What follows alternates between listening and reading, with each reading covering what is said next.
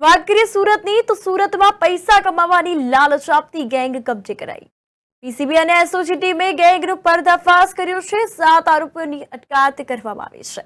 તો વધુમાં વાત કરીએ તો 3,39,000નો મુદ્દામાલ જપ્ત કરાયો છે। સુરતમાં અઠવા સિવિલ 4 રસ્તા પર રાજહંસ બે કોમ્પ્લેક્સમાં વર્ક ફ્રોમ હોમનો કોન્સેપ્ટ લઈને લોકો સાથે સંપર્ક કરવામાં આવતો હતો અને રૂપિયા કમાવાની લાલચ આપી તેની સાથે એક એગ્રીમેન્ટ કરવામાં આવતું હતું।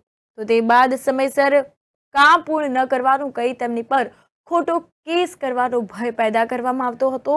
જે બાબતની સુરત પીસીબી અને એસઓજીની ટીમને બાતમી મળી હતી તો ટીમ દ્વારા સ્થળ પર રેડ કરતા ગેરકાયદેસર કોલ સેન્ટર ઝડપાયું હતું અને લોકોની પાસેથી પૈસા પડાવતી ગેંગનો પર્દાફાશ કરવામાં આવ્યો। પોલીસે અમાન ગૌરી, સલમાન પઠાણ, વિનોદ ચૌહાણ, તાહિર ગૌરી, આમિર હુનાની, જુનેદ પઠાણ, જેબુ નનીસા શેખની અટકાયત કરી હતી। તો સાથે જ 7 ડેસ્કટોપ, 15 મોબાઈલ તેમજ અન્ય ઇલેક્ટ્રોનિક સાધનો મળી કુલ 3,39,000નો મુદ્દામાલ કબજે કર્યો છે। તો આરોપીઓ સામે કાયદેસરની કાર્યવાહી હાથ ધરવામાં આવી હતી અને હાલમાં વધુ વિગતવાર તપાસ ચાલુ છે।